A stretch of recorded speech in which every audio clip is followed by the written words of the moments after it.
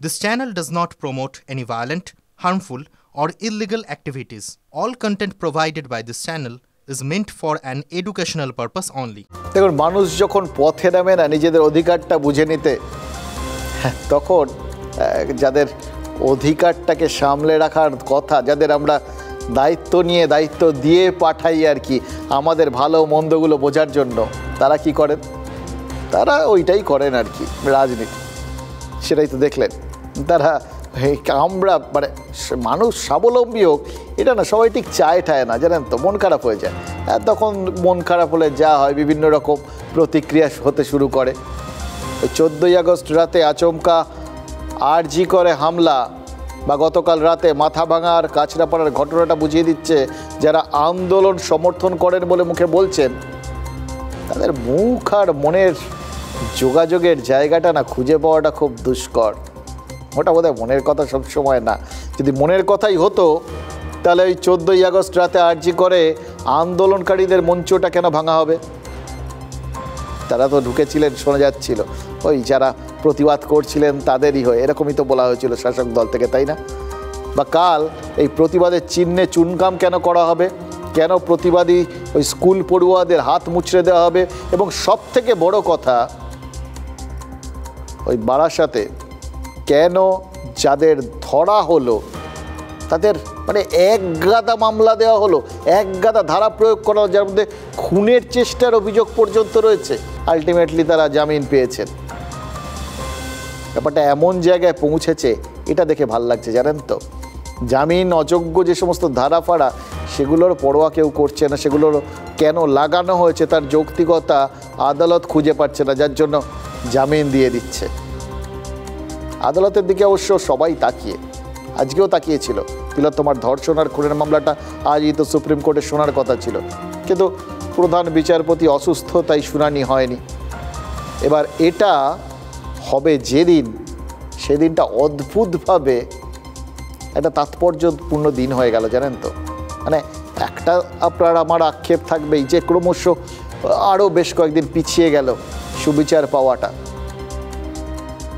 আমরা এখনও বিশ্বাস করছি সুবিচার পাবে, না পেলে আন্দোলন, এটাই তো যারা পথে নেমেছেন তারা বলছেন।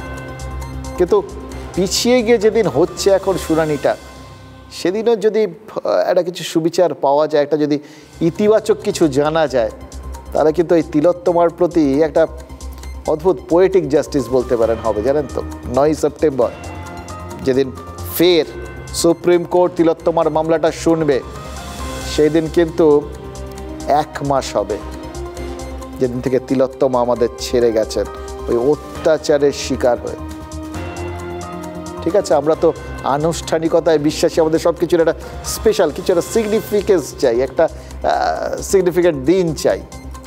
1 মাস হোক না, তাই হোক। আজ শুনানি হলে প্রতিবাদীদের ওপর হামলার বিষয়ে সিজেআই মানে চিফ জাস্টিস তিনি কিছু বলতেন কিনা জানি না, কিন্তু এর আগে 2টো শুনানিতে সুপ্রিম কোর্ট কি বলেছিল সেটা কিন্তু মনে আছে। দুদিনই প্রধান বিচারপতি বলেছিলেন শান্তিপূর্ণ প্রতিবাদে কোনো রকম বলপ্রয়োগ করা যাবে না। তাহলে বারাসাতে পুলিশের বলপ্রয়োগের অভিযোগ উঠল কেন? বারাসাতের কলোনি মোড় থেকে কাল রাতে বললাম তো ওই 18 জনকে গ্রেফতার করেছিল পুলিশ। তার মধ্যে বেশ কয়েকজন মহিলা যেমন ছিলেন, কয়েকজন সিনিয়র সিটিজেনও ছিলেন। পুলিশের যুক্তি কি, কাল রাতে এই কয়েকজন মিলে নাকি গোলমাল পাকাচ্ছিলেন, এমনকি পুলিশ কর্মীরা ঘটনাস্থলে গেলে এরা নাকি তাদের উপর চড়াও হয়েছিলেন। ওই বললাম 18 জনের বিরুদ্ধে 16টা ধারায় পুলিশ মামলা দিয়েছিল, সব আছে। 109 নম্বর ধারা ন্যায় সংহিতার, খুনের অভিযোগ, খুনের চেষ্টার অভিযোগ আছে, সব এটা জমাটি করা হয়েছে। যাই হোক, জামিন পেয়েছেন সেটা তো বললামই। এবার সুপ্রিম কোর্ট শান্তিপূর্ণ প্রতিবাদে বাধা দিতে বারণ করেছিল। সুপ্রিম কোর্ট সেটা বলার পরেও ভুলে গেল কেউ? পুলিশ সেটা না শুনে যে ভুল করেছে, বারাসাত কোর্টে এই জামিন দিয়ে দেওয়াটা, সেটা কি আরেকবার নতুন করে বুঝিয়ে দিল?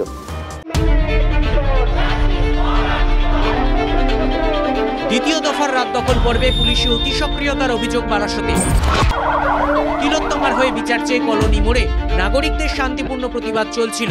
অভিযোগ, রাত 3টে নাগাদ বিশাল বাহিনী নিয়ে হাজির হন এসডিপিও। উঠে যাওয়ার নির্দেশ দেন। টেনে হিঁচড়ে প্রতিবাদীদের সরানোর চেষ্টা করে পুলিশ। আন্দোলনকারীদের সঙ্গে পুলিশের তর্কাতর্কিও শুরু হয়।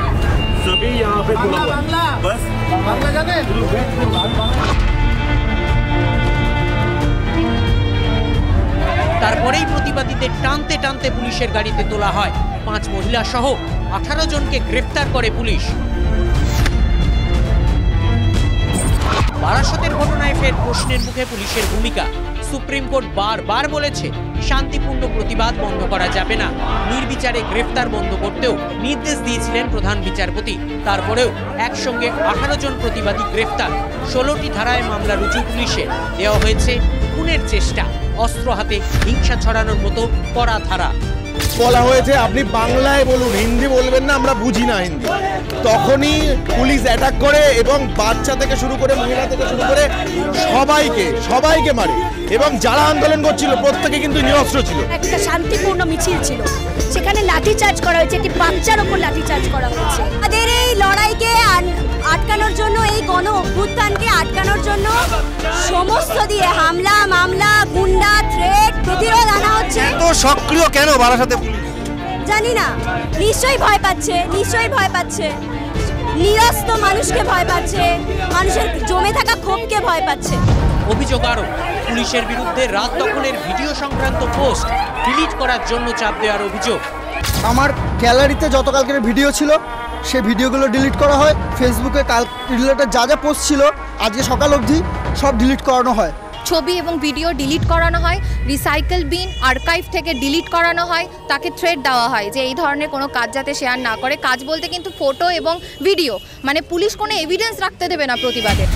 সুপ্রিম কোর্টের গাইডলাইন অনুযায়ী সূর্য ডোবার পর মহিলাদের আটক বা গ্রেফতার করা যায় না। অথচ 5 জন মহিলাকে রাতেই থানায় নিয়ে যায় পুলিশ। পুলিশ আইন ভেঙেছে, অভিযোগ আইনজ্ঞদের।